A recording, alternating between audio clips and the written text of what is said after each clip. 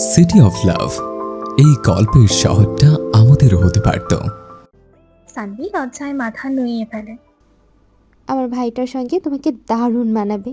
আগে যদি জানতাম আমার কিওর সানভি আপু আমারই ভাইয়াকে ভালোবাসে, তাহলে কবেই আম্মুকে বলে তোমাদের বিয়ের ব্যবস্থা করতাম।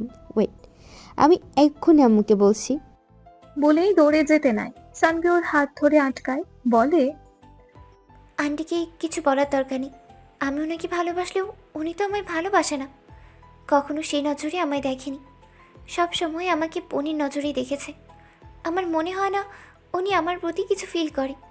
যদি কখনো তোমার ভাইও আমায় ভালোবাসে, তখন না হয় আন্টিকে বলো। ঈশিতা থেমে যায়। সানভির পাশে বসে ওর গাল টেনে দিয়ে বলে, ওকে, যথা আজ্ঞা ভাবিজি। বলেই ঈশিতা হেসে ওঠে, সঙ্গে সানভিও। বেশ কিছুক্ষণ কেটে যায়। সানভি আর শিয়ান চট্টগ্রাম চলে এসেছে গতকাল। ইশরা আসতে চায়নি বলে সিয়ানও আর জোর করেনি। সে কদিন শিয়ান ইশরাকে টাইম দিয়েছে। ইশরার সঙ্গে ওদের বিভিন্ন মোমেন্ট গুলো নিয়ে গল্প করেছে। যদিও বা ইশরা কিছু মনে করতে পারেনি, তবুও শিয়ান নিজের মতো করে চেষ্টা করেছে। চট্টগ্রাম আসার সময় ইশরাকে সাথে আনতে চেয়েছিল, কিন্তু ইশরা আসেনি বলে সিয়ানের কিছুটা মুড অফ হয়ে আছে। সেলিনা বেগম থাকতে বলেছিল, কিন্তু সিয়ান বলেছে ওর অনেক কাজ আছে চট্টগ্রামে। তাছাড়া সানভিরও অনেকদিন হসপিটালের ডিউটি মিস যাচ্ছে, সেই জন্য চলে এসেছে। সানভির সাথে কথায় কথায় ঈশিতা ওর আর ফারাজের সম্পর্কের কথা বলেছে।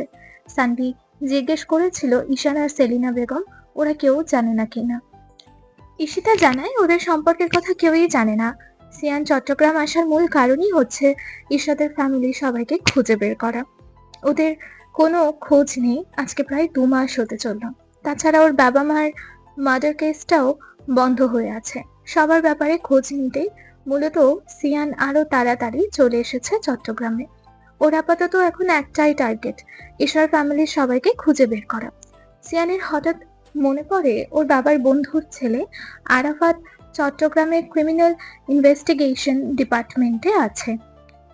কন্ট্যাক্ট লিস্টে অনেক খোঁজাখুঁজির পর তার নাম্বার বের করে তাকে ফোন করে। বেশ কয়েকবার ডায়াল করে সিয়ান, কিন্তু ফোন রিসিভ হয় না। মিনিট 15 বাদে সেই নাম্বার থেকে কল আসে।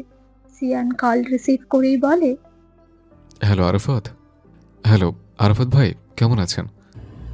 এই তো আলহামদুলিল্লাহ, বাট আপনাকে তো ঠিক চিনতে পারলাম না। আমি সিয়ান। ও সিয়ান, কেমন আছো তুমি? অনেক দিন পর, তাই তোমাকে ঠিক চিনতে পারিনি। তো কি খবর তোমার? আপনার সাথে ইমার্জেন্সি কিছু কথা আছে। জি বলো। ফ্রি আছেন? তোমার জন্য অল টাইম ফ্রি আছি। বলো কিভাবে তোমাকে সাহায্য করতে পারি। তারপর সিয়ান শুরু থেকে সমস্ত ঘটনা আরাফাতকে খুলে বলে। সবটা শোনার পর আরাফাত বলে, আরে টেনশন নিও না, সবটা আমার উপর ছেড়ে দাও। শাওনের কেস আমি সামলাচ্ছি, আর চিন্তা করো না। তোমার শ্বশুরবাড়ির লোকেদের খুঁজে বের করব। তুমি ওনাদের নাম আর পিক আমাকে মেল করে দাও। ওকে ভাইয়া, থ্যাংক ইউ। থ্যাংক ইউ বলার কিছু নেই, আমি তোমার বড় ভাইয়ের মতোই। তোমাকে হেল্প করবো না তো কাকে হেল্প করবো? ওকে ভাইয়া, আমি তাহলে এখনই আপনাকে পিকগুলো মেল করে দিচ্ছি। বলেই ফোন রেখে ল্যাপটপ নিয়ে বসে। ইশরাতের ফ্যামিলির সবার পিকগুলো আরাফাতকে মেইল করে দ্রুত বাসা থেকে বের হয়। চোখে সানগ্লাস আর মুখে মাস্ক পরে থানায় যায় সিয়ান। ইন্সপেক্টর রাহুলের টেবিলের সামনে গিয়ে সজোরে ঘুষি মারে টেবিলে। সামনে দাঁড়িয়ে থাকা মাস্ক পরিহিত ছেলেটার এমন কাণ্ডে রাহুল থতমত খেয়ে দাঁড়িয়ে যায়। পরক্ষণে নিজেকে সামনে নিয়ে গর্জে উঠে বলে, হু আর ইউ? এভাবে থানায় এসে সিনক্রেট করছেন কে আপনি? সিয়ান দাঁতে দাঁত চেপে বলে, একটা মার্ডার কেস সলভ করতে আপনাদের এতদিন সময় লাগে, তাই না? রাহুল বেশ ভয় পেয়ে যায়। নিজেকে কোনো মতে সামলে থমথমে গলায় বলে, আপনি শান্ত হন, এটা থানা, এভাবে সিনক্রেট করবেন না। আপনি বসুন, বসে তারপর কথা বলুন আমাদের সাথে।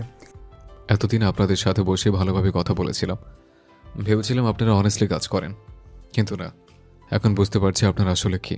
দেখুন, এত চেঁচামেচি করবেন না। আপনি ঠিক কোনো কেসে কথা বলছেন আমি ঠিক বুঝতে পারছি না। কোন মার্ডার কেসটার কথা বলছি, যদি মাথায় কিঞ্চিত পরিমাণ বুদ্ধিও থাকে তাহলে বুঝতে পারবেন। সিয়ানের কথায় রাহুলের বেশ সন্দেহ হয়। মাস্ক থাকায় কণ্ঠটা ঠিক বুঝতে পারছেন না তিনি, তবে মনে মনে ভাবছেন, এটা সিয়ান নয় তো? ও ওর বাবা মায়ের মার্ডার কেসের ব্যাপারে বলছে না তো? কিন্তু সিয়ান কি করে হবে? শাওনের কাছে তিনি যতটুকু শুনেছেন যে সিয়ান এই পৃথিবীতেও নেই, তবু তিনি সন্দিহান কণ্ঠে জিজ্ঞেস করেন, কে তুমি? আমি কে সেটা জেনে কি করবেন? নিজেরা বুঝে নিন, নিজেরা কি করেছেন। আপনার পরিহিত ইউনিফর্মটার কতটা মূল্য দিয়েছেন আপনি, সেটা নিজেই বুঝে নিন। উনি শুকনো ঢোক গিলে আবারও বলে, কে তুমি? আমি কে সেটা জেনে কোনো লাভ নেই আপনার। বাট লিসেন, ভালো করে কথাটা মাথায় ঢুকিয়ে নিন। খুব তাড়াতাড়ি আপনাদের এগেনস্টের ব্যবস্থা নিচ্ছে। আপনাদের ভালো পুলিশ অফিসারের মুখোশ সবার সামনে খুলে দেব very soon. Just wait and watch. বলেই হনহনিয়ে বেরিয়ে যায় সিয়ান। ইন্সপেক্টর রাহুল এসির নিচেও দর করে ঘামতে থাকে। উনি বুঝে উঠতে পারছেন না যে কে এভাবে হুমকি দিয়ে গেল। সঙ্গে সঙ্গে শাওনকে ফোন করে রাহুল। সে রাহুলকে আশ্বস্ত করে যেন কোনো ধরনের ভয় না পায়। ফোন রেখে দিয়ে শাওনও বেশ চিন্তিত হয়ে পড়ে। কে এভাবে হুমকি দিয়ে গেল? সিয়ান নয় তো? সিয়ান কি তাহলে এখনো বেঁচে আছে? এদিকে ঈশিতা প্রায় 2 মাস ধরে ফারাজের চিন্তায় পাগল হয়ে যাচ্ছে।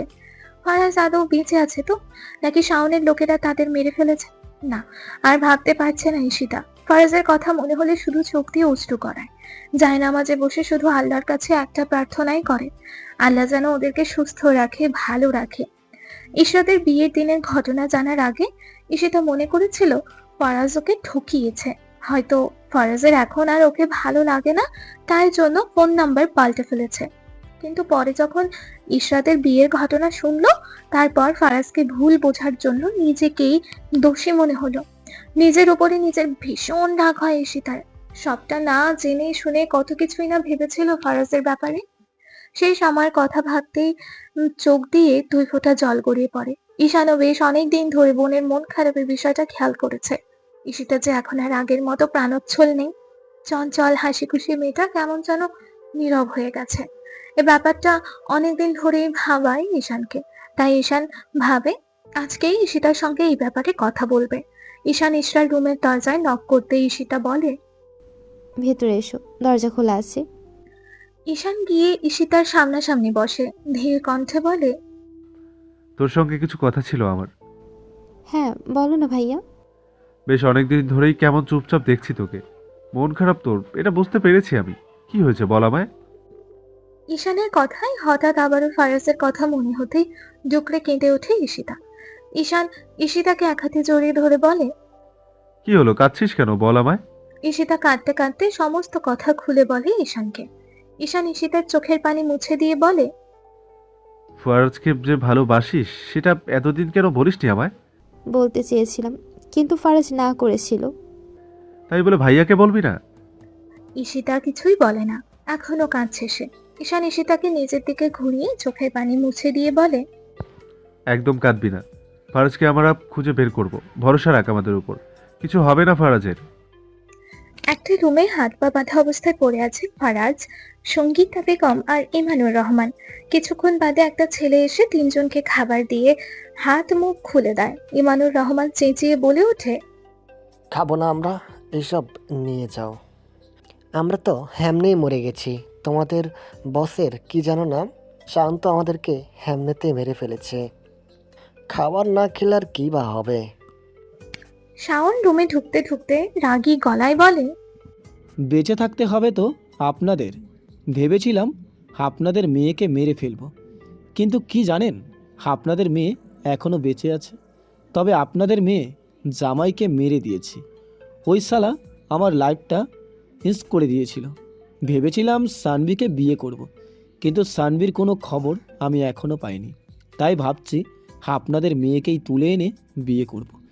এমনিতেও ফার্সিয়া বেশ ভালোই দেখতে, ওকে বিয়ে করলেও মন্দ হবে না। ফারাজ গর্জে উঠে বলে, সিয়ানের কিছুই হয়নি। আমি বিশ্বাস করি সিয়ান এখনো বেঁচে আছে। আর সিয়ান বেঁচে থাকতে কিছুতেই তুই ইশরাকে বিয়ে করতে পারবি না। শুধু একটা বার ছাড়া পাই এখান থেকে, তারপর তোর ব্যবস্থা করছি। শাওন অট্টহাসিতে ফেটে পড়ে। তুই তুই করবি আমার ব্যবস্থা? বেরোতে পারলে তো ব্যবস্থা করবি। 2 মাসেও তোরা বের হতে পারিসনি। 2 মাসেও তোরা বের হতে পারিসনি যেখানে, সেখানে এখন ভুলেও বের হওয়ার চিন্তা করিস না। খুব তাড়াতাড়ি তোর বোনকে তুলে এনে তোর সামনে বিয়ে করব। শাওন আবারও জোরে জোরে হেসে ওঠে। কি বললি শিয়ান? ওই ব্যাটা কবেই মরে ভূত হয়ে গেছে। যদি বেঁচে থাকতো তাহলে গত 2 মাসে তোদের এখান থেকে বের করে নিয়ে গেল না কেন? এখান থেকে বের হওয়ার কোনো রকম ফোন দিয়ে মাথায় আনিস না, তাহলে খুব খারাপ হয়ে যাবে। ভালোই ভালোই বলছি, খাবারটা খেয়ে নে। বলেই শাওন চলে যায়। 2 দিন পর সন্ধ্যাবেলা সিয়ান ড্রয়িং রুমে বসেছিল আর সানভিও নিজের রুমে। এই সময় আরাফাত সিয়ানকে কল দেয়। তাড়াতাড়ি করে সিয়ান কল রিসিভ করে। হ্যালো সিয়ান, আচ্ছা তোমার বিয়ের ডেটটা বলো তো। 24 জুলাই। তোমার বাড়ির সামনে সিসি ক্যামেরা আছে তো? হুম। তোমার বাড়ির সামনে আসতে পারবে? ওই সিসিটিভি ক্যামেরা ফুটেজটা চেক করতে হবে, কারণ সেদিন রাতে এখান থেকে যখন তোমার শ্বশুরবাড়ির লোকেদের তুলে নিয়ে যাই, ওরা গাড়িটা ঠিক কোন দিকে নিয়ে গেছিলো সেটা আমাকে দেখতে হবে। ওকে, আমি 10 মিনিটের মধ্যে পৌঁছাচ্ছি, আপনি আসুন। সোফা থেকে উঠে দাঁড়িয়ে সানভিকে ডাকে। সঙ্গে সঙ্গে সানভি নিজের রুম থেকে বেরিয়ে এসে বলে, কি হয়েছে ভাইয়া? আরাফাত ভাই ফোন করেছিল, আমাদের বাড়িতে যেতে হবে। আমি যাচ্ছি, তুই বাসাতেই থাক। কেন ভাইয়া? ওখানকার সিসিটিভি ফুটেজ চেক করতে হবে, সেজন্য। আবার যদি শাওন ভাইয়ার লোকেরা তোমাকে দেখে ফেলে? সিয়ান এবারে আর এত কাঁচা গেম খেলবে না। শাওন যদি চলে ডালে ডালে, তাহলে আমিও চলবো পাতায় পাতায়। ফরাসের সবাইকে খুঁজে বের করতেই হবে। বলেই রুমে চলে যায়। কিছুক্ষণ পর black hoodie, black mask, black sunglass পরে বেরিয়ে আসে। সিয়ানকে দেখে এবার চেনাই যাচ্ছে না। সানভিকে এক হাতে জড়িয়ে নিয়ে বলে, আসছি আমি, সাবধানে থাকিস। বলে তাড়াতাড়ি করে ঘর থেকে বেরিয়ে যায়। গ্যারেজে গিয়ে হেলমেট পরে বাইক স্টার্ট দেয়। এই ফ্ল্যাটে আসার পর থেকে সিয়ান বেশিরভাগ বাইক ইউজ করে। ফুল স্পিডে বাইক চালিয়ে মিনিট 10 মাথায় নিজেদের বাড়ির সামনে এসে থামে। আরাফাত আগেই এসে এখানে হাজির। আরাফাত ও সিভিল ড্রেসে এসেছে। বাড়ির চারপাশটা ঘুটঘুটে অন্ধকার হয়ে আছে। এখানে কেউ থাকে না বলে সবকিছু এখন তালা মারা, আর তাই লাইটও জ্বলছে না। বাইক থামিয়ে আরাফাতের সামনে গিয়ে দাঁড়ায় সিয়ান। আরাফাত সিয়ানের দিকে তাকিয়ে বুঝতে পারে এটাই হয়তো সিয়ান, তাই বলে, ইউ সিয়ান, রাইট? সিয়ান মাথা নাড়ায়। আরাফাত বলে, এভাবে অন্ধকারে দাঁড়িয়ে থাকা যায় নাকি? লাইটটা দাও। লাইট দিলে সবাই বুঝে যাবে এই বাড়িতে কেউ এসেছিল। সমস্যা নেই, এইভাবেই কথা বলি আমরা। ওকে, চাবি এনেছো? অফকোর্স। চলো ভিতরে যাওয়া যাক। অন্ধকারের মধ্যেই আরাফাত নিজের ফোনের ফ্ল্যাশ অন করে ধরে। সিয়ান বাড়ির তালা খুলে আস্তে করে ভিতরে ঢুকে মেইন ডোর লক করে দেয়। ফ্ল্যাশের আলো দিয়ে দুজনের দোতলায় সিয়ানের রুমে উঠে যায়। সিয়ান রুমে গিয়ে নিজের সিসিটিভি ফুটেজের সাথে কানেক্ট করা ল্যাপটপটা নিয়ে দ্রুত গতিতে নেমে আসে। তারপর দুজনেই আবারও আগের মতো ডোর লক করে বাড়ির বাইরে বেরিয়ে যায়। সিয়ান বলে, এখানে থাকাটা বেশিক্ষণ ঠিক হবে না। শাওনের লোকের এই বাড়ির উপরে ঠিক নজর রাখছে, এটা আমি শিওর। আমাদের বাসায় গিয়ে কথা বলা উচিত। তাছাড়া সানভিকেও বাসায় একা রেখে এসছে। ওকে চলো। সিয়ান তাড়াতাড়ি করেই বাইকে বসে। আরাফাতও পেছনে উঠে বসে। তারপর সঙ্গে সঙ্গে সিয়ান বাইক স্টার্ট দেয়। ঈশান আজকে বাড়িতেই ছিল। বেশ কয়েকদিন ধরেই ওর শরীরটা খারাপ, সঙ্গে মেন্টালিও কিছুটা ডিপ্রেসড হয়ে আছে। যত যাই হোক, এত সহজে কি প্রথম ভালোবাসাকে ভোলা যায়? যতই ভাবছে ঈশাকে ভুলে যাবে, কিন্তু কোথাও না কোথাও গিয়ে ঠিকই ঈশার কথা মনে পড়ছে। আর এই সব কিছু মিলিয়ে কদিন ধরে ওর শরীরটাও বেশ খারাপ। ঈশান নিজের রুমেই শুয়েছিল। একটু আগেও ঈশিতা এসে ডেকেছিল সবার সঙ্গে একসঙ্গে নাস্তা করার জন্য। তখনও উঠে নাস্তা খায়নি। পরে এসে ঈশিতা ওর জন্য নাস্তা দিয়ে গেছে। সেলিনা বেগমের ডিনার রেডি করা প্রায় শেষ। উনি এখনই টেবিলে সবকিছু সাজাবেন, তাই আবারও ঈশিতাকে ঈশানের রুমে পাঠায়। ভাইয়া ওঠো না, আসো খাবারটা খেয়ে যাও। তুই যা, আমি আসছি। ঈশিতা ডাইনিং এ এসে বসে। ইশরা সেলিনা বেগমের হাতে হাতে খাবার এনে টেবিলে রাখছে। ঈশিতা ফোন স্ক্রল করছিল। এর মধ্যেই হঠাৎ সানভির কল আসে। ভিডিও কল দেখে ঈশিতা কিছুটা অবাক হলেও মুচকি হেসে রিসিভ করে। সেলিনা বেগম বললেন, কে কল দিয়েছে ঈশিতা? সানভি আপু। তারপর ফোনের স্ক্রিনে তাকিয়ে মুখে হাসি রেখে ঈশিতা বলে, আসসালামু আলাইকুম আপু, কেমন আছো তুমি? এই তো আলহামদুলিল্লাহ। তোমরা কেমন আছো সবাই? আমরাও আলহামদুলিল্লাহ ভালো। হঠাৎ ভিডিও কল দিলে এই সময়, তাই একটু অবাক হয়ে গিয়েছিলাম। ভাইয়া তো বাসায় নেই, একা একা বোরিং ফিল করছিলাম, তাই ভাবলাম তোমাদের কল দিই, সময়টা কেটে যাবে। ততক্ষণে ঈশানও এসে চেয়ার টেনে বসে পড়ে।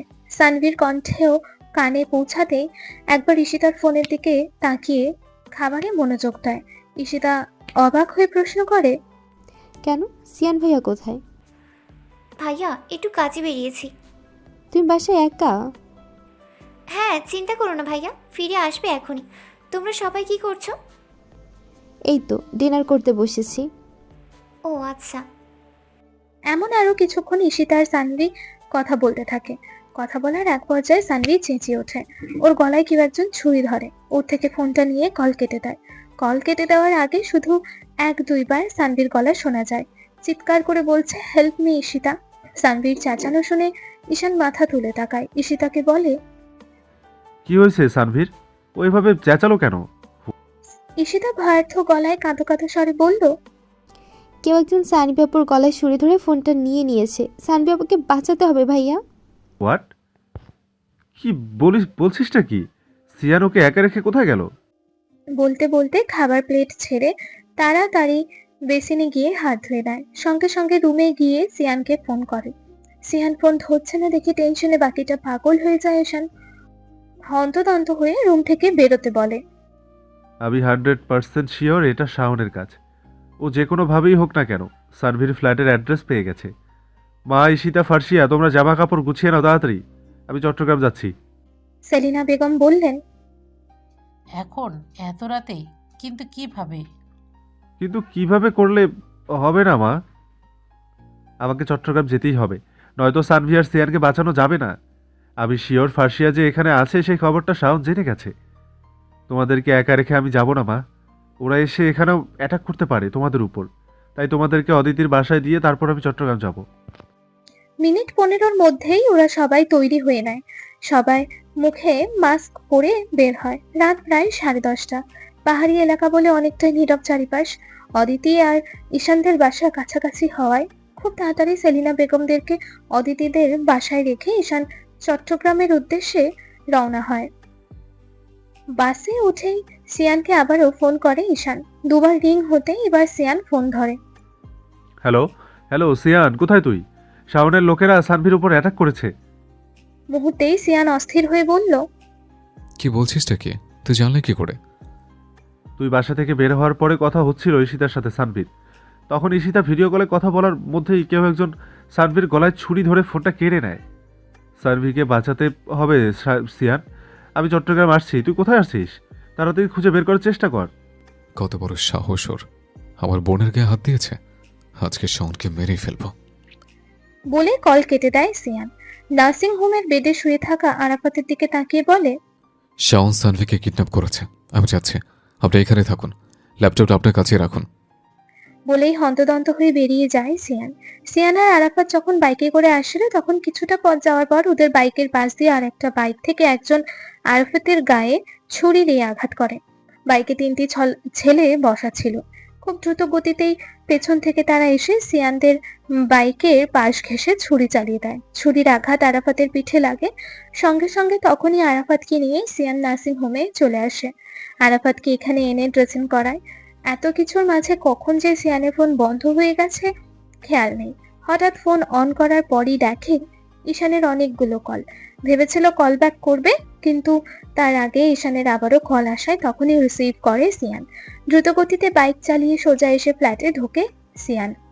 অনেক কিছু লন্ডভন্ড করা আর কোথাও সানভি নেই। সঙ্গে সঙ্গে দ্রুতগতিতে আবারও ঘর থেকে বের হয়ে যায় সিয়ান। শহরের আনাচে কানাচে এখানে সেখানে অনেক জায়গায় খুঁজতে থাকে সানভিকে, কিন্তু এখন অবধি কোথাওই খুঁজে পায়নি। বাইক চালানোর মাঝে আরাফাতের কল আসে। এক হাতে কল রিসিভ করে সিয়ান। হ্যালো, পেয়েছো সানভিকে? সিয়ান থমথমে গলায় বলল, না, শাওনের বাড়িতে গেছো? ওখানে যাচ্ছে। সানভিকে পেলে জানিও। হুম। ঈশান চট্টগ্রাম এসে পৌঁছেই প্রথমে নিজেদের বাড়িতে গিয়ে বাইক নেয়। অলরেডি রাত 12:30 বাজে। রাস্তাঘাটে তেমন গাড়ি নেই, আর থাকলেও এখন গাড়ি করে খোঁজার মতো সিচুয়েশন নেই। বাইক স্টার্ট দিয়ে সিয়ানকে আবারও কল দেয়। হ্যালো, সানভিকে পেয়েছিস? না, শাওনের বাড়ি অব্দি গেছিলাম, বাট শাওনের কেউই বাড়িতে নেই। তুই এখন কোথায়? এই তো তোদের কলেজের কাছাকাছি আছে। তুই কলেজের সামনে এসে দাঁড়া, আমি আসছি। আচ্ছা। সিয়ান কলেজের সামনে এসে বাইক থামানোর মিনিট 5 মাথায় ঈশানও এসে বাইক থামায়। ঈশান বাইক থেকে নেমে সিয়ানের সামনে দাঁড়িয়ে বলে, কোথায় যেতে পারে বলতো সানভিকে নিয়ে? সিয়ান মাথা চেপে ধরে বলে, কিছু জানি না, ওর মাথা কাজ করছে না। কুল সিয়ান, এখনই মাথা গরম করলে চলবে না। ধৈর্য ধরতে হবে, মাথা ঠান্ডা রেখে সবকিছু ঠিক ভাবতে হবে। আচ্ছা 1 মিনিট, তোদের গ্রামের বাড়ি কোথায় বলতো? রওশনের দিকে। আচ্ছা, শাওন সানভিকে নিয়ে গ্রামের দিকে যায়নি তো? সিয়ান বাইকে একটা পাঞ্চ মেরে বলে, উফ শিট, আমার তখন একটু এই ব্যাপারটা মাথায় আসেনি। এক্ষুনি চল।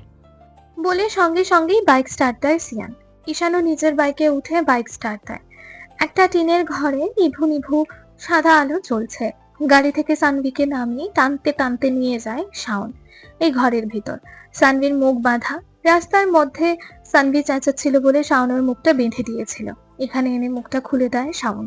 একটা শাড়ি সানভির সামনে ছুঁড়ে দিয়ে বলে, দ্রুত এটা পরে রেডি হয়ে নাও, একটু পরেই তোমার আর আমার বিয়ে।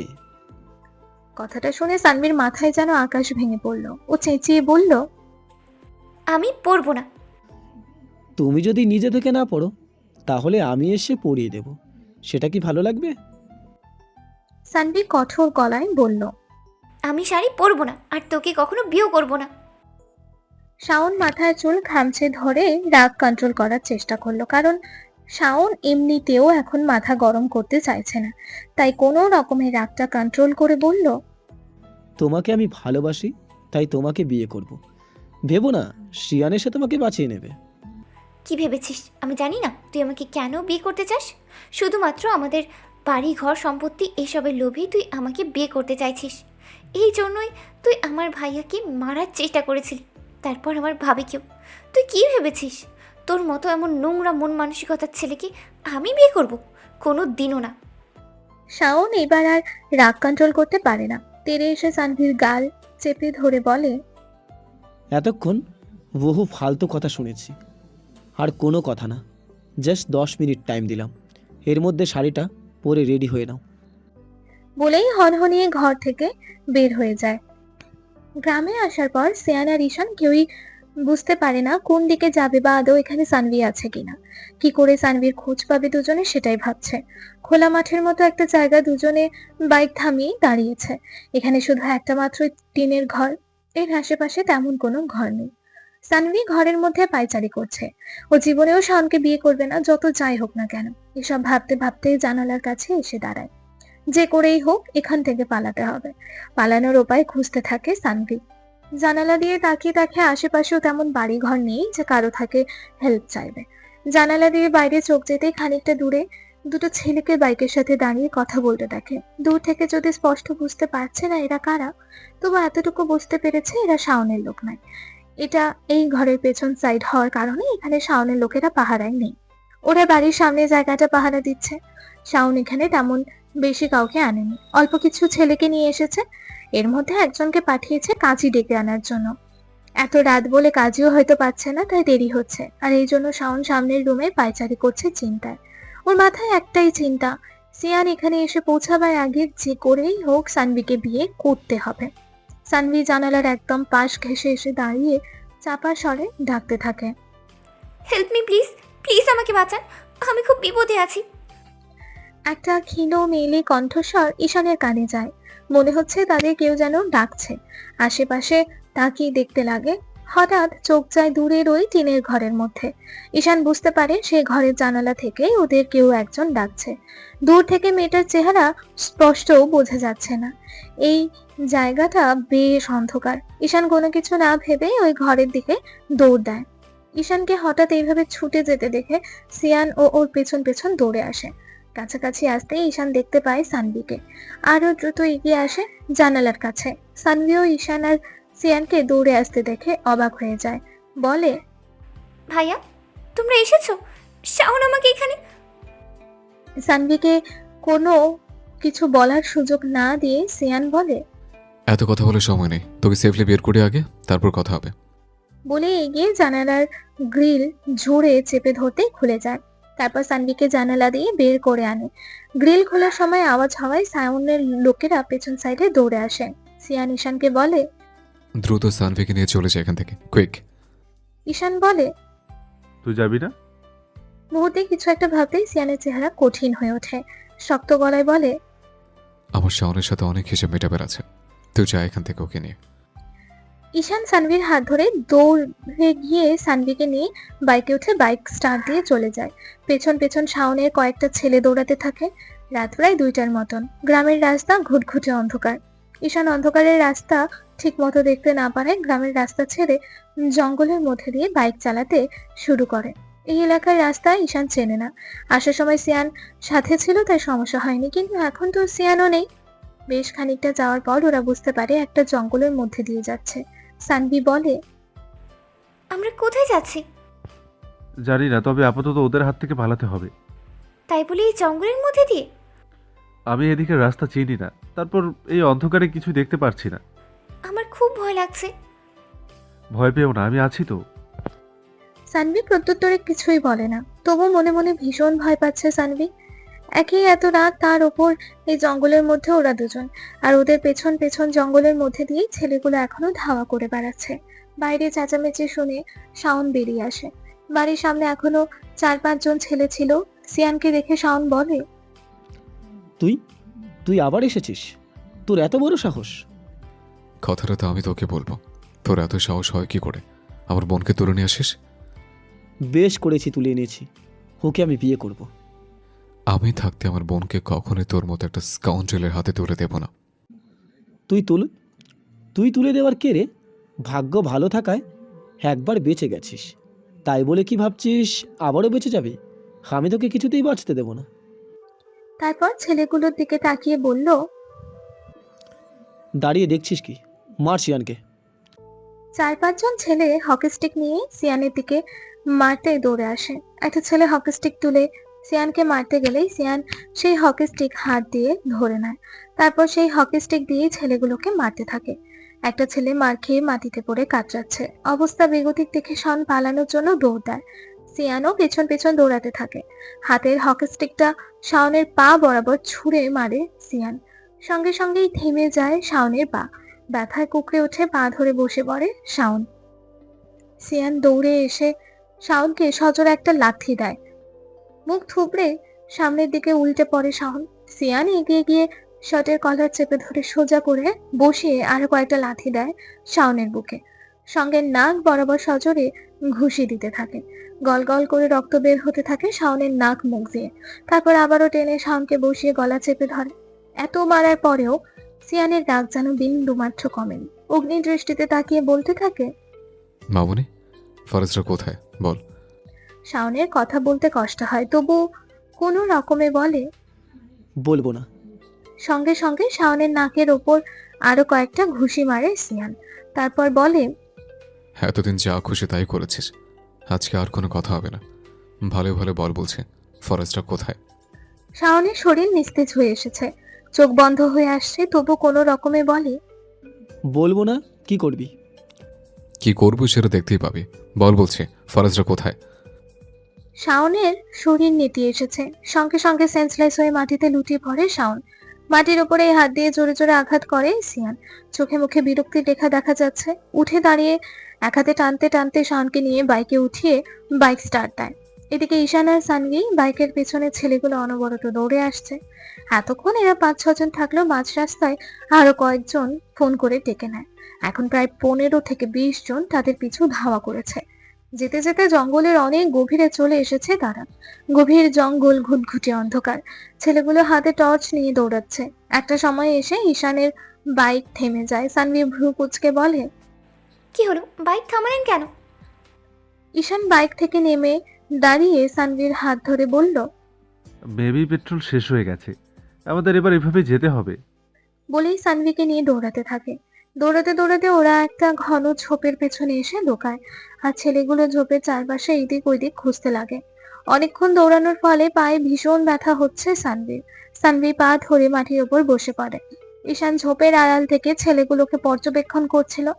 হঠাৎ বুঝতে পারে ছেলেগুলো এদিকেই আসছে, তাই ঈশান সানভীর হাত ধরে দাঁড় করাতে নিলে পায়ে কাঁটা বিঁধে যায় সানভীর। ব্যথায় মৃদু চেঁচিয়ে ওঠে সে। সানভীর গলার আওয়াজ পেয়ে ছেলেগুলো একে অপরকে বলতে শুরু করে। ঈশান সানভীর মুখ চেপে ধরে, ফিসফিসিয়ে বলে, কি হলো, চেঁচাচ্ছ কেন? চলো। বলে আবারও সানভীর হাত ধরে এগোতে যায়। সানভি ঠায় দাঁড়িয়ে থাকে। কাছাকাছি আসতেই বুঝতে পারে সানভি চোখ মুখ খিঁচে কাঁদছে। সানভীর কাছে এসে দাঁড়িয়ে বলে, কি হলো, কাঁদছো কেন? পায়ে কিছু একটা। বলে ফুপিয়ে ওঠে সানভি। এখন কি করবে ভেবে পায় না ঈশান। এদিকে ছেলেগুলোর পায়ের আওয়াজ শুনে যাচ্ছে। হুট করেই সানভিকে কোলে তুলে নেয় ঈশান। খানিকটা অস্বস্তি ভরা কণ্ঠে বলে, ডোন্ট মাইন্ড প্লিজ, এছাড়া আর কোনো উপায় নেই, এই মুহূর্তে এইভাবেই যেতে হবে।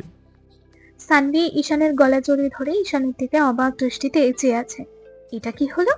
ঈশানকে কোলে তুলে নিয়েছে? এটা ভাবতেই ওর লজ্জা লাগছে ভীষণ। সঙ্গে সঙ্গে ঈশানের দিক থেকে দৃষ্টি সরিয়ে নেয় সানভি। এভাবেই সানভিকে নিয়ে অনেকটা দূরে আসতেই সামনে একটা ভাঙাচোরা পরিত্যক্ত বেড়ার ঘর মতো দেখতে পায়। ঈশান সানভিকে নিয়ে এই ঘরের ভেতর ঢোকে। ছোটখাটো একটা রুমের মতো, উপরে বেড়ার ছাউনি, চারপাশেও বেড়াল দেয়াল। ঘরের দরজাটা ভাঙাচোরা। সানভিকে নিয়ে ঘরের মধ্যে ঢুকে ওকে নিচে একপাশে বসিয়ে দিয়ে ঈশান দ্রুত গতিতে এসে দরজাটা লাগায়। তারপর দ্রুত সানভির পাশে গিয়ে বসে বলে, তুমি কি কিছু মাইন্ড করেছো? আসলে ওই সিচুয়েশনে আমার মাথা কাজ করছিল না, তাই তোমাকে ওভাবে নিয়ে। ঈশানের কথার মাঝে সানভি বলে, আমি কিছু মনে করিনি। ঈশান সানভির পাটা নিজের দিকে টেনে এনে বলে, দেখি পায়ে কি হয়েছে। ফোনের ফ্ল্যাশ অন করে সানভির পায়ের ওপর ধরে। একটা কাঁটা বিঁধে গেছে সানভির পায়ে। সঙ্গে সঙ্গে এক টান দিয়ে কাঁটাটা বের করে ঈশান। সানভি চোখ মুখ খিঁচে বন্ধ করে নেয়। পকেট থেকে একটা রুমাল বের করে সানভির পায়ে বেঁধে দেয় ঈশান। সানভি কিছুটা স্বাভাবিক হয়ে ঈশানের দিকে তাকিয়ে বলে, আমরা এখান থেকে যাবো কি করে? আপাতত আজকের রাতটা এখানেই থাকতে হবে। ওরা যেভাবে আমাদের পিছু নিয়েছে, এখন এভাবে আর এখান থেকে বের হওয়া যাবে না। সকাল হোক, তারপর দেখি কি করা যায়। আমার ভাইয়ার জন্য ভীষণ টেনশন হচ্ছে। সানভি সিয়ানের কথা বলায় সঙ্গে সঙ্গে সিয়ানকে ফোন করে ঈশান। সিয়ান বাইক চালাতে চালাতে ফোন রিসিভ করে বলে, হ্যালো, কোথায় তোরা? ঠিক আছিস তো? আমরা ঠিক আছি, চিন্তা করিস না। তুই কোথায় আছিস? আমি স্কাউন্ডেলের বাচ্চাটাকে নিয়ে যাচ্ছি। কোথায় নিয়ে যাচ্ছিস? সিয়ান আরো কিছু বলার আগে ঈশান ফোনের চার্জ শেষ হয়ে যায়, বন্ধ হয়ে যায় ফোন। ঈশান ফোন পকেটে ঢুকিয়ে সানভির দিকে এগিয়ে এসে বলে, চিন্তা করো না, সিয়ান ঠিক আছে, বাড়িতে ফিরছে ও। সানভি একটা স্বস্তির নিঃশ্বাস ফেলল। এতক্ষণ সিয়ানকে নিয়ে অনেক চিন্তায় ছিল। ঈশান সানভির পাশে বসে পড়ে। বেশ ক্লান্ত লাগছে শরীর, অনেক ধকল নিয়েছে কিনা। অনেকটা সময় নীরবতায় কেটে যায়। কেউ কোনো কথা বলে না। বেশ কিছুক্ষণ বাদে ঈশান বলে ওঠে, অনেক ধকল গিয়েছে তোমার উপর দিয়ে। ঘুম আসলে ওই পাশে গিয়ে ঘুমিয়ে পড়তে পারো। সমস্যা নেই, ঠিক আছে আমি। ঈশান আর কথা বাড়ায় না। মাথা ব্যথা করছে ওর। তাছাড়া শরীরও ক্লান্ত থাকায় কিছুক্ষণের মধ্যেই চোখ লেগে আসে ঈশানের। ভীষণ বৃষ্টি পড়ছে। নিজেদের বাড়িতে আসে সিয়ান। দরজা খুলে শাওনকে টানতে টানতে নিয়ে ড্রয়িং রুমের সোফায় ছুঁড়ে মারে। শাওনের এখনো জ্ঞান ফেরেনি। একটা গ্লাসে করে পানি এনে ঢকঢক করে খেয়ে নেয়। ভীষণ টায়ার্ড হয়ে আছে। সোফায় গা এলিয়ে দেয় সিয়ান। ফজরের আজান দিচ্ছে। সেলিনা বেগম নামাজ পড়ে নিলেন। সিয়ান ঈশানকে সারা রাত ধরে ফোন করেছিলেন, কেউই ফোন তোলেনি। সারা রাত এই টেনশন করতে করতে ঘুম হয়নি ওর। ঈশিতা এসে বলল, ঘুমাবে না আম্মু? এদের চিন্তায় চিন্তায় রীতিমতো পাগল হয়ে যাচ্ছে আমি। কেমন আছে এরা? সানভিকে খুঁজে পেয়েছে কিনা কিছুই জানি না। আর তুই বলছিস ঘুমাতে? যা তো এখান থেকে, যা। ঈশিতা আর কিছু বলে না, বিনা বাক্যে সেখান থেকে চলে যায়। বাইরে এখনো বৃষ্টি হচ্ছে। ঈশান ঘরের মেঝেতে ঘুমাচ্ছে আর ঈশানের পাশে বসে ঈশানকে দেখায় ব্যস্ত সানভি। রাতে সানভি আর ঘুমায়নি। ঈশান ঘুমানোর পর থেকেই ওর মাথার পাশে বসে ওকে দেখছে সানভি। মাথার চুলগুলো এলোমেলো হয়ে কপালের ওপর পড়ে আছে। হলদে ফর্সা গালের চাপ দাড়িগুলো মানুষটার সৌন্দর্য যেন আরো বাড়িয়ে দিয়েছে। এই ঘুমন্ত অবস্থায় ভীষণ মায়াবী লাগছে দেখতে। হয়তো সানভি তাকে পছন্দ করে, সেই জন্য তার কাছে আরো বেশি ভালো লাগছে। প্রতিটা মানুষের কাছেই তার ভালোবাসার মানুষটা যেমনই হোক না কেন, তার কাছে তাকেই সবচেয়ে বেশি সুন্দর আর সুদর্শন মনে হয়। বাইরে হালকা হালকা আলো ফুটছে। ঘরের মধ্যেও বেশ অনেকটাই এখনো আলো। সানভি ঈশানের দিকে ঝুঁকে ওকে দেখতে থাকায় ওর কিছুটা চুল ঈশানের চোখে মুখে পড়ে। খানিকটা নড়ে চড়ে ওঠে ঈশান, সানভি সঙ্গে সঙ্গে দূরে সরে যায়। ঘুম ভেঙে যায় ঈশানের। আস্তে আস্তে চোখ খুলে তাকায়, সানভিকে ওভাবে বসে থাকতে দেখে উঠে বসে বলে, তুমি আর রাতে ঘুমাওনি? না। রাত থেকে তো কিছুই খাওনি, খিদে পেয়েছে নিশ্চয়ই। হুম। ঈশান উঠে দাঁড়িয়ে বলে, তুমি এখানেই বসো, আমি দেখছি আশেপাশে কোনো ফলমূল পাওয়া যায় কিনা। এই জঙ্গলে ফল পাবেন কোথায়? খুঁজে দেখতে তো দোষ নেই। আমিও যাব আপনার সাথে, ভয় লাগছে আমার। আচ্ছা চলো। বাইরে বৃষ্টির তেজ এখন কমে গেছে, ঝিরি ঝিরি বৃষ্টি পড়ছে। এর মধ্যে ঈশান আর সানভি দুজনে জঙ্গলের রাস্তা ধরে হাঁটছে। হাঁটতে হাঁটতে অনেকটা দূর অব্দি চলে এসেছে দুজনে, কিন্তু এখন অব্দি কোনো ফলমূলের গাছ পায়নি। হাঁটতে হাঁটতে সানভি ক্লান্ত হয়ে গেছে। কালকে রাত থেকেই পেটে কিছু পড়েনি, পেটে এখন ইঁদুর দৌড়াচ্ছে, তার ওপর পায়েও আবার ব্যথা করছে। হাঁটতে হাঁটতে সানভি বলে, জঙ্গলের কত গভীরে চলে এসেছি আমরা, এই জঙ্গল থেকে বের হব কি করে এবার? জঙ্গল থেকে বের হওয়ার রাস্তা খুঁজে বের করতে হবে। আর কত হাঁটবো, আমার তো পা এবার ব্যথা করছে। তাহলে এখানে বসো, একটু রেস্ট নাও, তারপর আবার যাবো। দুজনে একসঙ্গে গাছের নিচে বসে পড়ে। খানিক বাদে আশপাশ থেকে কিছু লোকের পায়ের শব্দ শোনা যায়। কেউ বোধ হয় এদিকেই আসছে। সানভি বেশ ঘাবড়ে যায়, ভয়ে ঈশানের বাহু চেপে ধরে। ঈশান আর সানভি দুজনে উঠে দাঁড়ায়। ওরা দৌড়ানোর জন্য পা বাড়াতেই দেখে কিছু লোক এদিকেই আসছে বন থেকে কাঠ কেটে নিতে। লোকগুলো এইভাবে সানভি আর ঈশানকে একসঙ্গে দেখে অবাক হয়ে যায়। কাছাকাছি এসে একজন বলে, কেডা তোমরা? এই জঙ্গলে কি করো? ঈশান ও লোকটার উদ্দেশ্যে বলল, আমরা রাতের অন্ধকারে রাস্তা হারিয়ে এখানে চলে এসেছি আঙ্কেল। বের হওয়ার কোনো রাস্তা খুঁজে পাচ্ছি না, কিছু গুন্ডারা আমাদের পেছনে তাড়া করছে। লোকগুলো কিছুক্ষণ একে অপরের মুখ চাওয়াচাওয়ি করে। এক দুজন লোকের ওদের কথা বিশ্বাস হয় না, কিন্তু প্রথমে এসে যে লোকটা ওদের সাথে কথা বলে সেই লোকটা ঈশানের কথা বিশ্বাস করে। ঈশানের কাঁধে হাত রেখে বলে, চলো বাবা, আমার লগে চলো। এইখান থেকে সামনে একটা নদী আছে, নদী পেরোলেই আমাগর গ্রাম। আমরা এই গ্রামেই থাই। এখন থেকে তোমরা শহরে যাইতে পারবা। তারপর ওনার পাশের লোকগুলোকে বলে, তোরা কাট কাট, আমি হেগরো দিয়া আইতাছি। তারপর লোকটা ঈশান আর সানভিকে নিয়ে আরো বেশ কিছুক্ষণ হাঁটতে হাঁটতে জঙ্গলের মধ্যে দিয়ে নদীর পাড়ে যায়। নদীর কিনারায় ওনাদের নৌকা বাঁধা ছিল। লোকটা ঈশান আর সানভিকে নিয়ে সেই নৌকায় উঠে পড়ে। ঈশানরা যখন নৌকায় উঠছিল তখন শাওনের লোকেরা ওদের দেখে ফেলে। ওরা দৌড়ে আস্তে আস্তে তাদের নৌকা ছেড়ে দেয়। নদীর এই পারে জঙ্গলের পাশে আর কোনো নৌকা বাঁধা ছিল না, তাই শাওনের লোকদের জঙ্গলেই দাঁড়িয়ে থাকা ছাড়া আর কোনো উপায় থাকে না। একটা ছেলে বলতে থাকে, বাকি ছেলেগুলো বলতে থাকে, নদীর সাঁতরে চলে গেলেই তো হয়। এদের মধ্যে যে ছেলেটা ওদের লিড দিচ্ছিল সেই ছেলেটা এবার বলে ওঠে। সিয়ান শাওনের মুখের উপর জগ এনে পানি ঢেলে দেয়। শাওন ধরফরিয়ে মাথা তোলে। নাকে মুখে সব রক্ত শুকিয়ে লেগে আছে। সারা শরীরে ব্যথার যন্ত্রণায় ছটফট করছে, তাই শাওন শরীর নাড়াতে পারে না।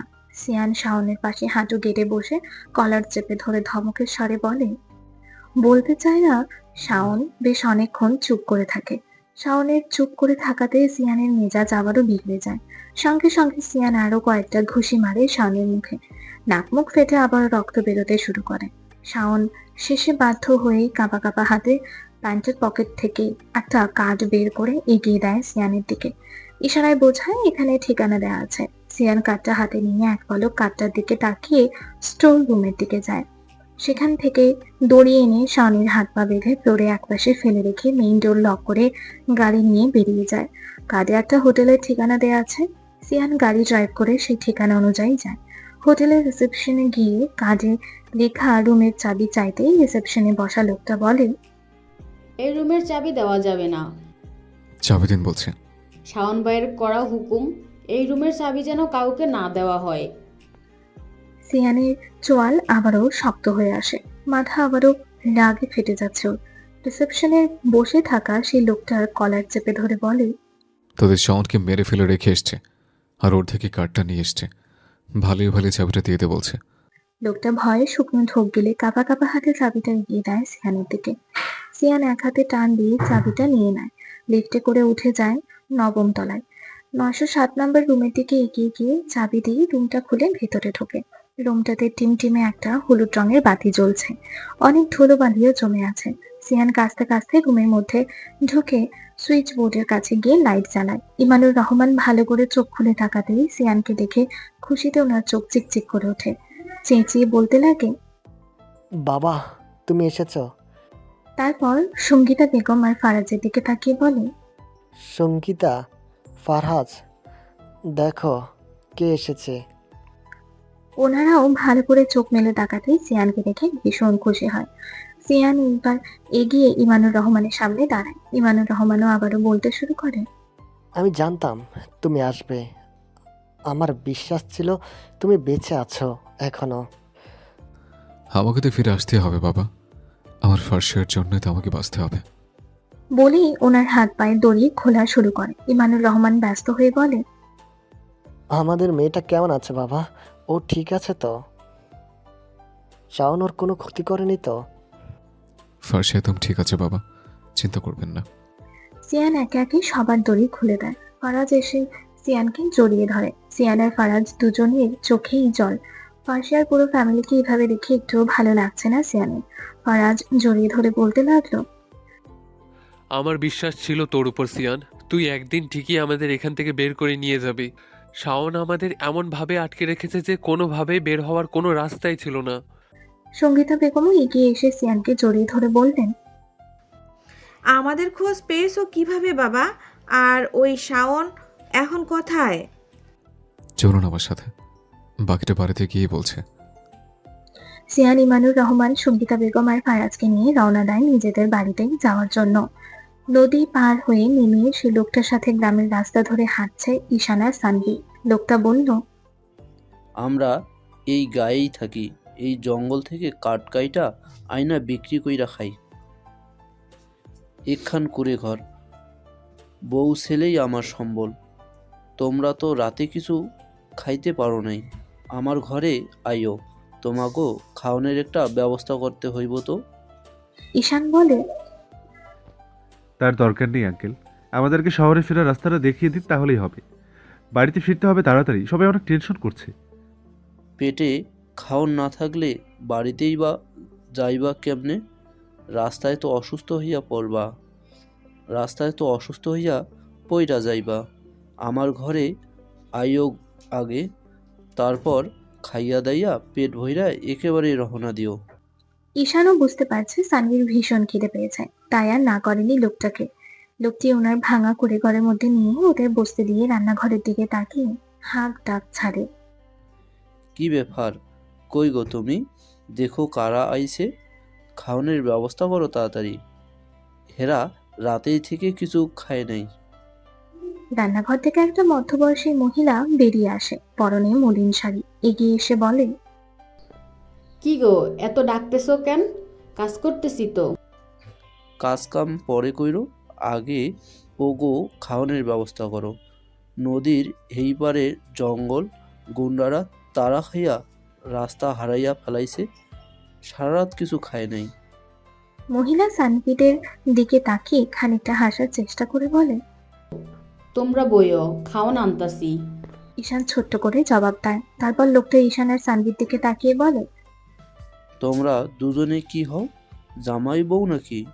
লোকটার এমন প্রশ্নে ঈশান আর সানভি দুজনেই থতমত খেয়ে যায়। ঈশান বলে, আপনি যেমনটা ভাবছেন তেমনটা না আঙ্কেল, আসলে ও আমার বন্ধুর বোন, আমার ছোট বোনের মতোই। ওকে বিয়ে করার জন্য গুন্ডারা তুলে নিয়ে এসেছিল, সেখান থেকে ওকে বাঁচিয়ে নিয়ে আসার সময় গুন্ডারা ধাওয়া করে। ও আচ্ছা, বুঝতে পারছি। তয় তোমরা দুজনে কিন্তু মানাইছে বেশ, তোমার লগে খুব মানাইছে রে। ঈশান গলা ছেড়ে বলে, ওকে আমি বোনের চোখেই দেখি, আমার নিজের বোন যেমন সেও আমার চোখে তেমনি। লোকটি আরো কিছু বলার আগেই ওনার বউ এসে ওদের সামনে প্লেটে করে ভাত, ডাল আর আলুর তরকারি এনে দেয়। লোকটা বলে, না বাবা, খাও, কিচ্ছু মনে কইরো না। এই গরিবের ঘরে আজকে এডি দিয়াই খাইয়া লও। ঈশান মুচকি হেসে বলে, সমস্যা নেই আঙ্কেল, আমরা খেয়ে নেব। আপনি যে আমাদের জন্য এত কিছু করেছেন এটাই অনেক। ওনার বউ পানি এনে এগিয়ে দেয়। দুজনেই হাত ধুয়ে খাওয়া শুরু করে। খাওয়া দাওয়া শেষে লোকটি আর ওনার বউয়ের থেকে বিদায় নেয় ঈশান। লোকটি ওনার বউকে বলে, আমি হেগোরে আগাইয়া দিয়া আসতেছি। তারপর লোকটি ঈশান আর সানভিকে শহরে যাওয়ার রাস্তার দিকে নিয়ে যায়। গ্রামের বাজার এখানটা মোটামুটি পাকা রোড। লোকটি ঈশান আর সানভির সাথে রাস্তার একপাশে দাঁড়িয়ে আছে। উনি বারবার বলছেন তাদেরকে গাড়িতে তুলে দিয়ে যাবেন। ঈশানও তাই আর কিছুই বলেনি। লোকটি আবারও বলে, তোমরার বাড়ি কোন জায়গায়?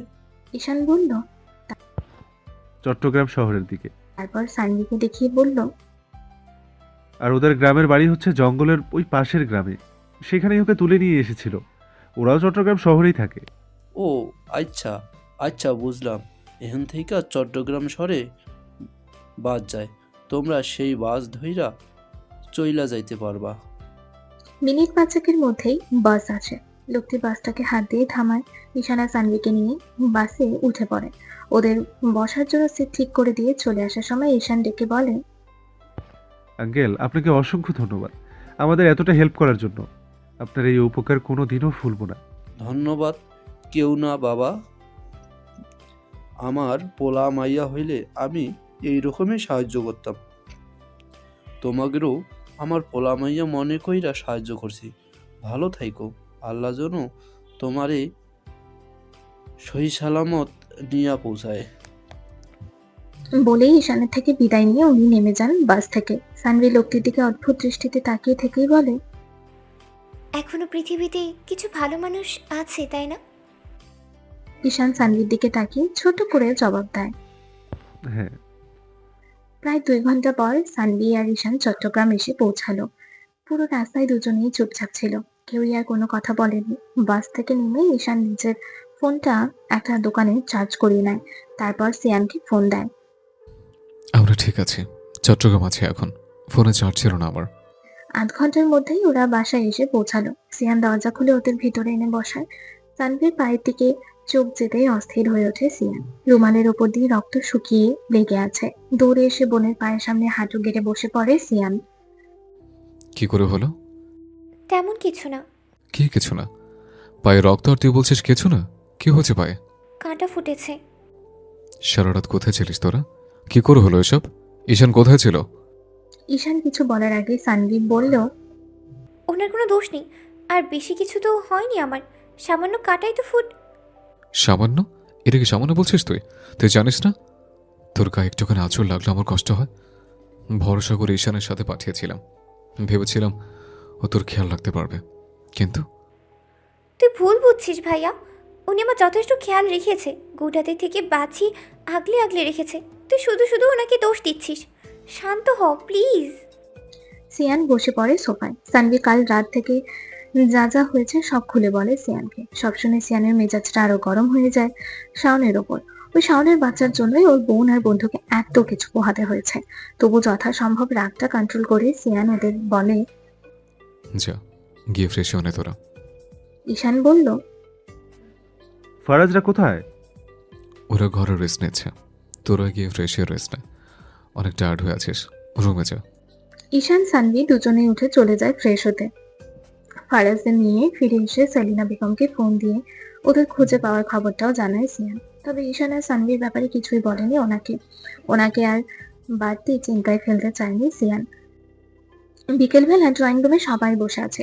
সবাই গল্প গুজব করছে, শুধু সিয়ান ছাড়া। সিয়ান নার্সিং হোমে গেছে, কারণ আরাফাতকে রিলিজ দেবে আজকে।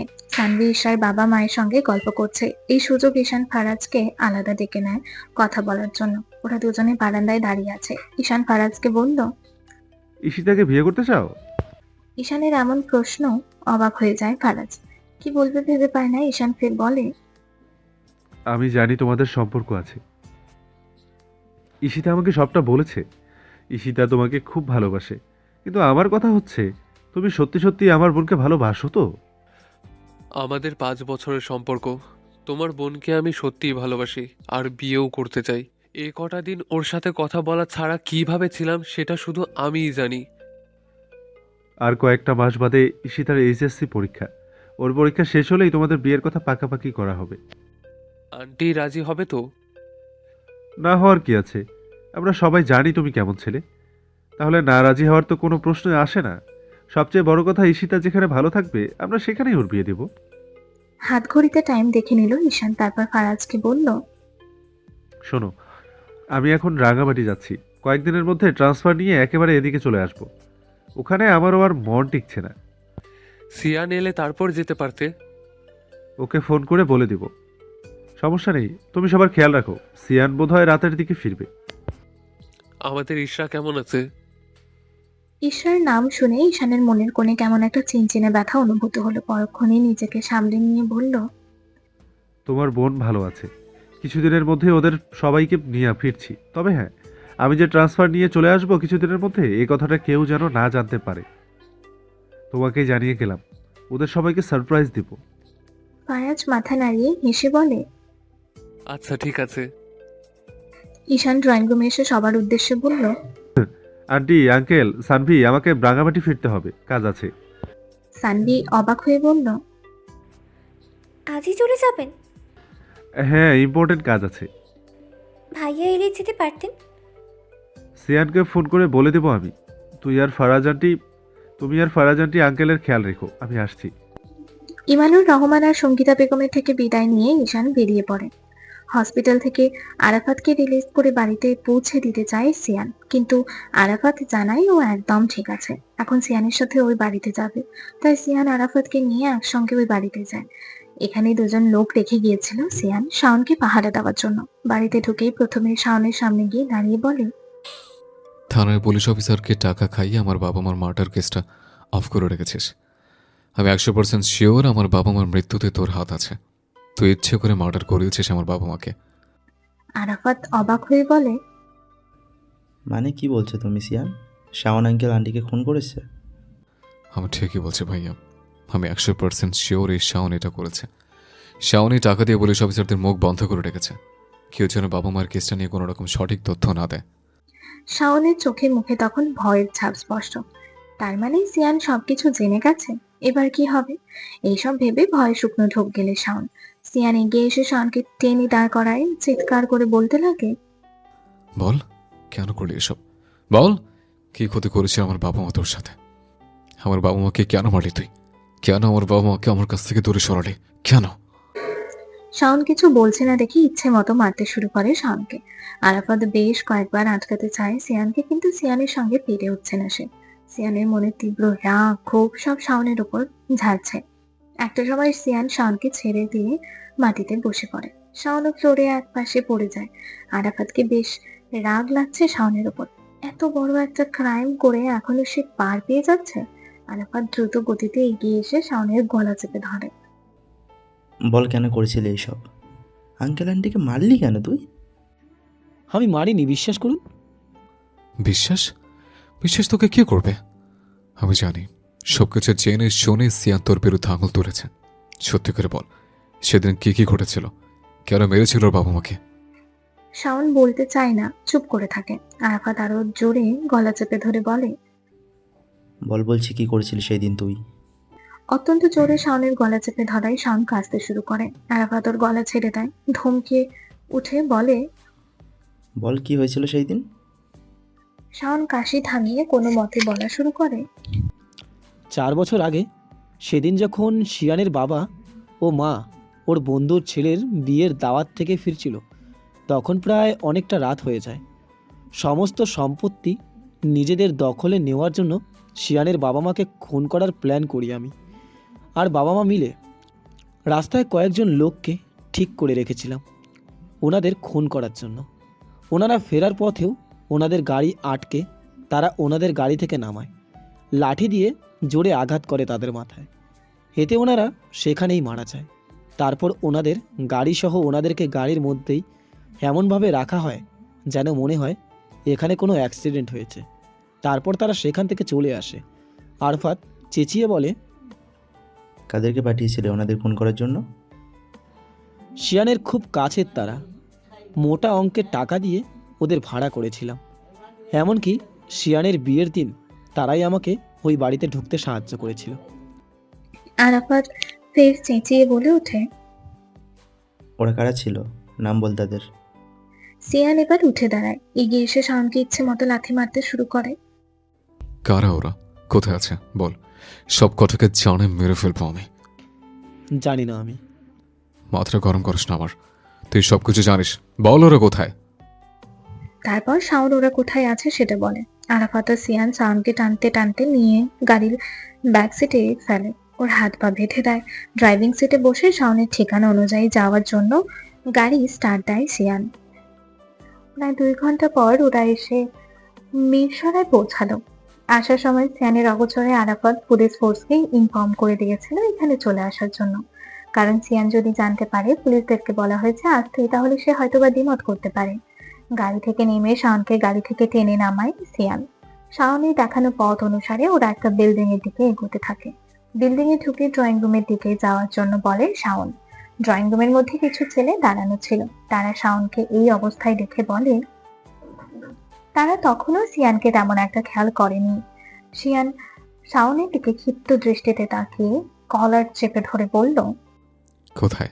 ডাক্তারের লোকদের আজকে সব কটাকে এখানে জ্যান্ত পুঁতে দেব।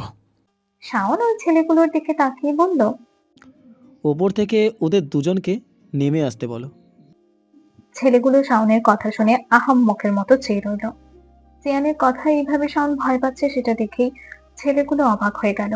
শাওন হাত পায়ের ব্যথায় ঠিক মতো দাঁড়াতে পারছে না। ব্যথায় চোখ মুখ নিচে বিরক্তি ভরা কণ্ঠে বলল, কি হলো? ডাক ওদের দুজনকে। ছেলেগুলো দৌড়ে দোতলার সিঁড়ি বেয়ে উপরে উঠে গেল।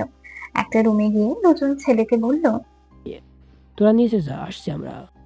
ছেলেগুলো মিনিট 5 পর নিচে আসার জন্য রুম থেকে বের হলো। সিঁড়ি দিয়ে নিচে নামার সময় ছেলে দুটোর দিকে চোখ যেতেই সিয়ান ভীষণ অবাক হলো। অবাক হওয়া কণ্ঠে বলল, জিহাদ, সাজিদ, তোরা? জিহাদ আর সাজিদের চোখ সিয়ানের দিকে পড়ল।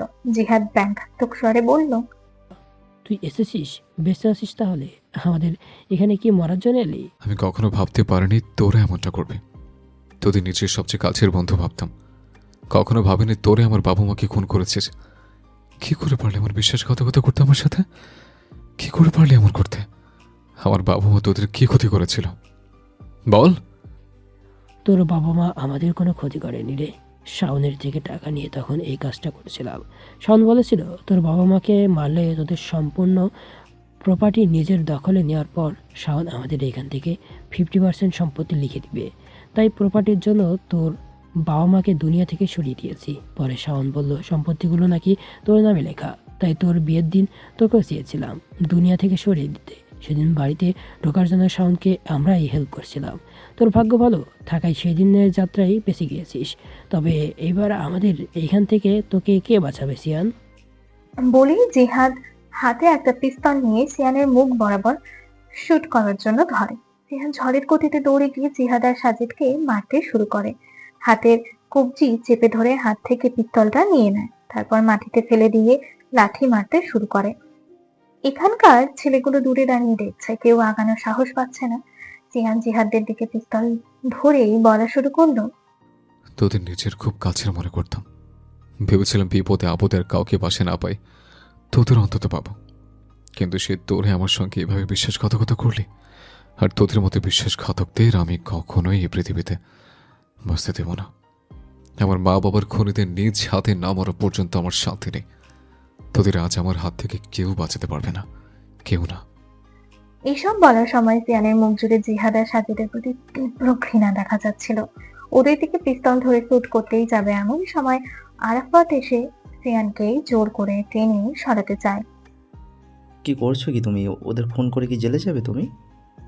ওদের খুন করে যদি জেলে যেতে হয় তবে তাই যাব, তবু আমার বাবা মার খুনিদের আমি এইভাবে ছেড়ে দেব না। যদি আমার মৃত্যুদণ্ড হয় হোক। পাগল হয়েছে তুমি? একটাবারও তোমার ফ্যামিলির কথা মনে পড়ছে না? ভুলে যেও না তোমার সঙ্গে ফার্সিয়ার জীবন জড়িয়ে আছে। ওর জীবন নিজের জীবনের সঙ্গে জড়িয়ে রেখে একটাবারও মনে হচ্ছে না তুমি মরে গেলে ওর কি হবে, তোমার বোনের কি হবে, কিভাবে কি নিয়ে থাকবে ওরা? ফর্সিয়া আর সানভির কথা মনে হতে হাত থেকে পিস্তল হালকা হয়ে গেল সিয়ানের। জিহাদ আর সাজিদ ততক্ষণে উঠে দাঁড়িয়েছে। জিহাদ এগিয়ে এসে সিয়ানের থেকে পিস্তলটা টেনে নিয়ে আবারও সিয়ানের সামনে ধরল। জিহাদ শুট করতে যাবে এমন সময় আরাফাত সিয়ানকে টেনে সেখান থেকে সরিয়ে আনে আর গুলিটা গিয়ে লাগে শাওনের মাথায়। শাওন মাথা চেপে ধরে মাটিতে লুটিয়ে পড়ে। জিহাদ অবাক হয়ে তাকিয়ে আছে। কি কি করলো সেটা? বাড়ির দরজার সামনে পরপর কয়েকটা পুলিশের গাড়ি এসে থামলো। পুলিশ দেখে সিয়ান অনেকটা অবাক হয়ে যায়। অবাক দৃষ্টিতে আরাফাতের দিকে তাকাতেই আরাফাত চোখ দিয়ে আশ্বস্ত করে। জিহাদ আর সাজিদ দৌড়ে পালানোর চেষ্টা করে। ততক্ষণে পুলিশেরা জিহাদ আর সাজিদকে ধরে ফেলে। পুলিশ অফিসার আরাফাতের সামনে এসে স্যালিউট দিয়ে বলে, থ্যাংক ইউ স্যার, সঠিক সময়ে সঠিক জায়গায় আমাদের ইনফর্ম করার জন্য। It's my duty officer.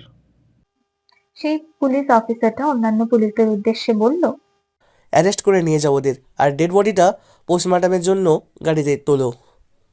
এই যে শুনছো মাই প্রিয় শ্রোতা বন্ধুরা, তোমরা শুনছো সিটি অফ লাভ প্রেরিত প্রেমে সিক্ত গল্প। আর আমাদের সাথে পথ চলতে do like, comments and share. আর সাবস্ক্রাইব করতে কিন্তু একদম ভুলবে না। টাটা।